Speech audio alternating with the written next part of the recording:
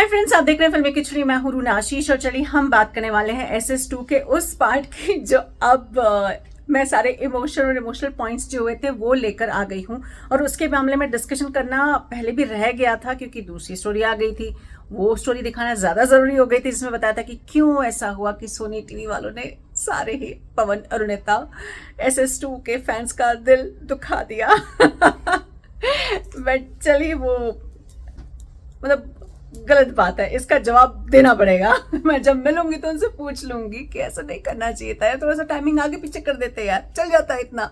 But ठीक है भैया, क्या करें। तो आगे बढ़ते हैं और हम बात करते हैं SS3 में इस बार ऐसे कौन से पॉइंट्स थे जो मुझे बड़े इंटरेस्टिंग लगे और जिसके बारे में डिस्कशन करना बड़ा जरूरी हो गया था। ओके, तो सबसे पहले मुझे ऐसा लगता है कि इस बार जो SS3 का एपिसोड रहा है उसमें बड़ा फिल्मी एंगल निकल कर आ रहा है। ओके, मतलब चलिए, आपको वो याद है 3 इडियट्स के चतुर और उसमें ओमी वैद्य का वो महान भाषण जिसमें कि चमत्कार। ओके, तो वो वर्ड तो मैं नहीं बोलूंगी क्योंकि I don't like using those words. So मुझे ऐसा लगा कि बेचारी देवनश्रिया के साथ वही हुआ है। ओके लिखा किसी ने था, I mean frankly speaking Nishant ने लिखा था और देवनश्रिया जो बोल रही थी इट वॉज टू हिलेरियस। मतलब बेचारी लड़की की ना एकदम इसकी टांग खिंचाई हो रही थी, but it was too hilarious. और वो इतना इनोसेंस के साथ देवनश्रिया बोल रही थी कि आप बदसूरत दिखते हैं और अच्छा है और बुरा है और वो सब। दैट वाज कंप्लीट जो निकल कर आ रही थी चीजें, it was too cute too hilarious. Devanshriya तुम बहुत प्यारी हो यार, तुम्हारी आवाज इतनी प्यारी है, तुम उतनी प्यारी हो। उसके बाद जो आपकी दिया मैडम थी, एक तो अपलम चपलम वाला गाना ऐसे ऐसे गा रही थी और उसके बाद फिर पवनदीप की भी इसी बात पर, दिया की बात पर खिंचाई हो गई थी। एट द सेम टाइम दिया ने जो नेहा की नकल की है, it was wow, it was just too too too cute यार। मतलब वो जिस तरीके से नकल कर रही है, नेहा खुद पेट पकड़ पकड़ कर हंस रही है कि अच्छा ये मेरी नकल कर रही है। और उसे एक एक वर्ड याद है कि मैंने किसी को क्या रिएक्शन दिया था। दिया गाने तो तुम सुंदर गा ही रही हो, लेकिन तुम्हारा जो भोलापन है, तुम्हारा जो प्यारापन है ना, वो भी आपको मतलब बहुत सूट करता है और हमको आप बड़े सूट कर गए हो क्योंकि आगे जाते हुए देखना चाहते हैं। ये क्यूटनेस बरकरार रखना, मजा आएगा तुम्हें देखने में।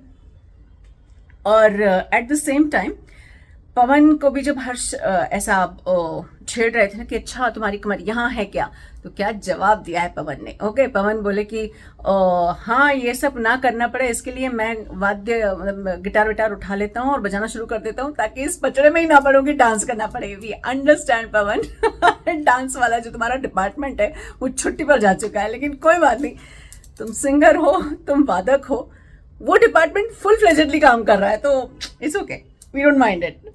उसके बाद पवन ने ही जवाब दिया कि मैं क्या बोलूं, अपने ही भाषा में मैं इसके बारे में क्या बोल सकता हूं, और जब मुझे बोलना हो मैं तब भी नहीं बोल सकता हूं। It was nice.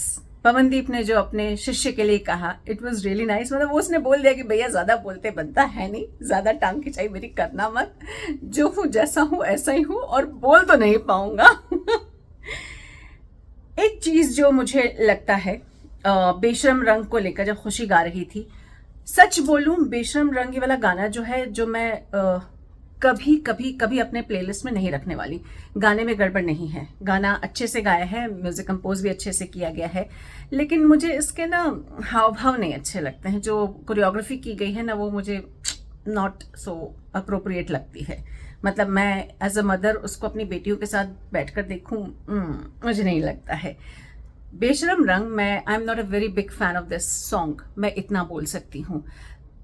तो जब ये वाला गाना गजल नुमा अंदाज में खुशी ने गाया, मुझे सच में ऐसा लगा कि भाई वो वाला बेशरम रंग भले ही मैं अपने प्लेलिस्ट में रखूं ना रखूं, खुशी का ये वाला बेशरम रंग जो कि एक गजल टाइप में सुनाया है उन्होंने, वो तो डेफिनेटली यार अपने प्लेलिस्ट में रख ही लेना चाहिए क्योंकि अंदाज ही बदल दिया। कव्वाली कहाँ की, किस फिल्म की हमने देखी सुनी जमानों पहले की, और अब यहाँ सुनते हैं बेशरम रंग गजल नुमा स्टाइल में। It was really nice. खुशी, तुमने तो पूरा माहौल चेंज कर दिया था गाने का। अंदाज चेंज कर दिया था। तो आई थोरली एन्जॉयड दैट खुशी का सॉन्ग।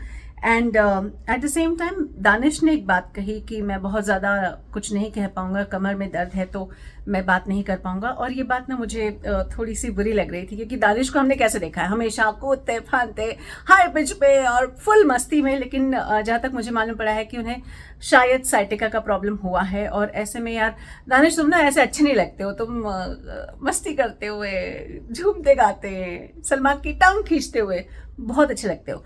तो मैं तो विश कर रही हूँ कि भगवान करे ये जल्दी से जल्दी ठीक हो जाए, ताकि दानिश का एकदम सॉलिड वाला जो ओरिजिनल अंदाज है उसमें वो वापस आ जाए। अब इस पूरे अमेजिंग से सेशन में मुझे एक बात जो बहुत दिल को खटक रही थी, दैट वाज अरुणिता का। क्यों वो इतनी इमोशनल हो गई। वो पिक्चर मैंने 2-3 बार चलाकर देखा, बट मेरे को समझ में नहीं आया है। क्या आपको समझ में आया है कि मेलोडी क्वीन अरुणिता क्यों इतनी इमोशनल हो गई? अच्छा नहीं लगता है इस लड़की के चेहरे पे जो मुस्कुराता रहता है या सिर्फ गाना गाता रहता है और उसमें डूबा रहता है और बड़े प्यारे अंदाज में अपने सिंगिंग पार्टनर पवनदीप को देखता रहता है, उसकी आंखों में ना आंसू मुझे नहीं अच्छे लगे। यार दिल मत तोड़ो अरुणिता, तुम हंसती रहो, खुश रहो, गाती रहो। कभी कभी टांग खिंचाई हो जाती तुम्हारी तो थोड़ा सा ऐसा लगता है कि चल ठीक है यार, इस एज में तो टांग खिंचाई करते ही है लोग, तो वो सब करो यार। रोना वोना भगवान करे तुम्हारी आंख में कभी कोई आंसू ना आए। अब मुझे बताइए, इन सारे मोमेंट के अलावा भी कोई ऐसा मोमेंट है जो आपको पसंद आया है तो मुझे जरा लिखकर बताइए। जय हिंद।